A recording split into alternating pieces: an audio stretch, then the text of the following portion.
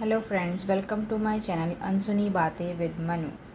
चलिए आज मैं आपको किस्सा सुनाती हूँ दुनिया की सबसे खतरनाक नरभक्षी तेंदुआ और बाघिन का। बात है सन 1907 की। तब उत्तराखंड के घने जंगलों में बाघ तेंदुए की तादाद अच्छी खासी हुआ करती थी। इस दौरान एक नरभक्षी बाघिन की दस्तक ने लोगों में खौफ पैदा कर दिया। उसने नेपाल से लेकर चंपावत यानी महाकाली नदी के इस और उस पार करीब 436 लोगों को अपना शिकार बनाया था। जब तक उस रास्ते से गुजरने वाला शख्स अपने घर नहीं पहुंच जाता था, परिजनों के मन में आशंका बनी रहती थी। उस खतरनाक बाघिन का शिकार करने की हिम्मत कोई नहीं कर पा रहा था। वक्त गुजरने के साथ ही लोगों में बाघिन का आतंक बढ़ता गया। इसकी खबर जब जिम कॉर्बेट को लगी तो उन्होंने खुद आदमखोर का शिकार कर लोगों को उसके आतंक से निजात दिलाने की तय की। फिर क्या था, जिम कॉर्बेट चंपावत पहुंच गए। इस काम के लिए उन्होंने चौड़ा गांव निवासी डूंगर सिंह से मदद मांगी। डूंगर सिंह की निशानदेही पर ही जिम कॉर्बेट ने चंपावत के गोड़ी रोड में बाग बरोड़ी नामक जंगल में उस खतरनाक नरभक्षी बाघिन का खात्मा कर लोगों को उसके आतंक से निजात दिलाई। सर्वाधिक लोगों का शिकार करने के लिए वह नरभक्षी बाघिन world record of Guinness book में दर्ज है। 1875 में नैनीताल में जन्मे जिम कॉर्बेट ने अपने जीवन में कुमाऊं व गढ़वाल के उन नरभक्षी बाघ व तेंदुओं का खात्मा किया जिनके आतंक से लोग परेशान थे। फिर बाघों के संरक्षण को लेकर उन्होंने नेशनल पार्क बनवाने में अहम भूमिका निभाई, जिसे अब जिम कॉर्बेट नेशनल पार्क के नाम से जाना जाता है। 19 अप्रैल 1955 को उनकी मौत हो गई थी। कॉर्बेट के अपने जीवन में 19 बाघ व 14 तेंदुओं को मौत के घाट उतार चुके थे। अब बात करते हैं तेंदुए की। जहां पर आज सैलानी चौकन्ने टूरिस्ट गाइड्स की मदद से इन सभी जानवरों को करीब से देखते हैं, वहां पर कभी मौत का साया हुआ करता था। रात को निकलना तो दूर, दिन में भी यहाँ के लोग अकेले जंगल के निकलने से घबराते थे। कोई नहीं जानता था कि कब किसका आखिरी दिन साबित हो जाए। गढ़वाल में 1918 से 1926 तक 500 वर्ग किलोमीटर के इलाके में शाम होते ही मौत का सन्नाटा पसर जाता था।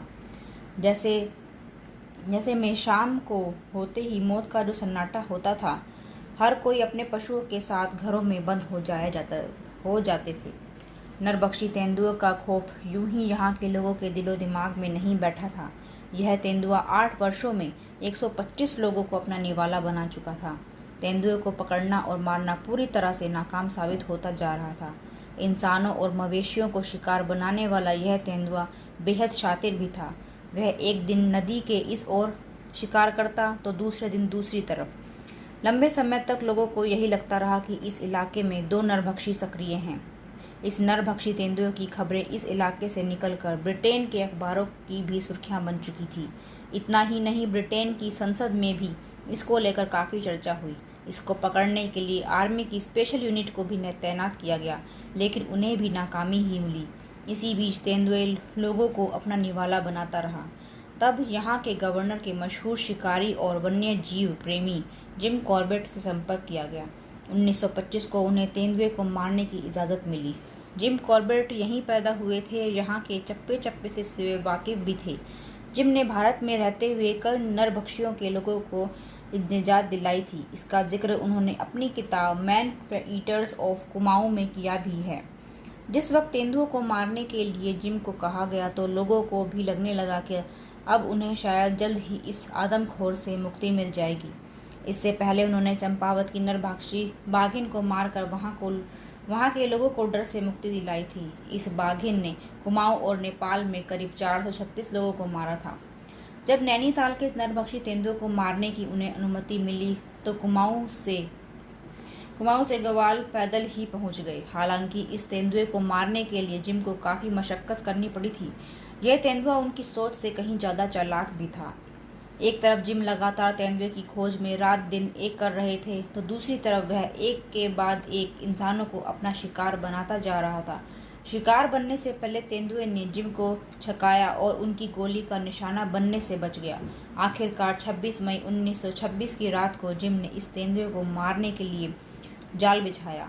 इस रात को उनकी युक्ति काम कर रही थी और तेंदुआ भी उनके बिछाए जाल में फंसता जा रहा था। तेंदुए को देखते ही जिम ने उसे गोली मार दी और कुछ ही पलों में तेंदुआ रात के सन्नाटे में जंगल में कहीं गायब हो गया।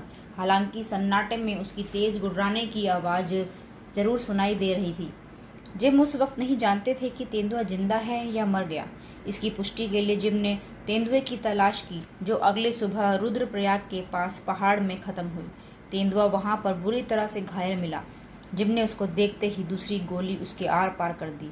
तेंदुआ अब पूरी तरह से मर चुका था। उसकी मौत के साथ ही लोगों को उसके आतंक से निजात मिली। जिम को उसे खत्म करने की खुशी तो थी, लेकिन साथ ही दुख भी था। उनका वन्य जीव प्रेम उनकी खुशी में बाधा बनता जा रहा था। जिम कॉर्बेट ने जब उस बूढ़े तेंदुए को देखा तो पता चला कि कुछ शिकारियों की नाकाम कोशिश की वजह से तेंदुआ अपना एक नुकीला दांत खो बैठा था। इसकी वजह से वह जानवरों का शिकार नहीं कर पाता था, लिहाजा उसका रुख इंसानों की तरफ हो गया था। इंसान उसके लिए आसान शिकार था। हाँ, जिम ने मृत पड़े तेंदुए को प्यार से सहलाया। उस वक्त वह तेंदुए की मौत से व्याकुल हो गए थे। इसके बाद उन्होंने लोगों को वन्य जीवों के प्रति जागरूकता बनाने और बचाने की मुहिम भी छेड़ी। उन्होंने लगातार एक बात कही कि यदि जगत नहीं बचेगा तो जानवर इंसानों पर हमला करेंगे। उनकी सलाह पर ही 1936 में ब्रिटिश सरकार ने उत्तराखंड में एशिया का पहला नेशनल पार्क बनाया।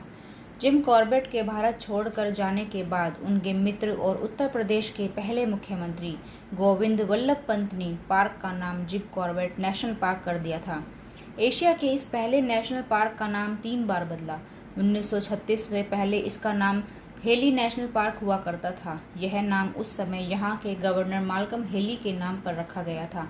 आज़ादी के बाद इसका मशहूर वन्य जीव प्रेम और निशानेबाज जिम कॉर्बेट के नाम पर कॉर्बेट नेशनल पार्क कर दिया गया। 1954 से 55 में इसका नाम फिर बदला और इसको रामगंगा नेशनल पार्क कर दिया, लेकिन 1 वर्ष के बाद ही इसको दोबारा से कॉर्बेट नेशनल पार्क कर दिया गया। आज के लिए बस इतना ही। मैं ऐसी ही अनसुनी बातें आपके सामने में लाती रहूँगी। तब तक के लिए stay safe, stay healthy, stay connected. Thank you for watching.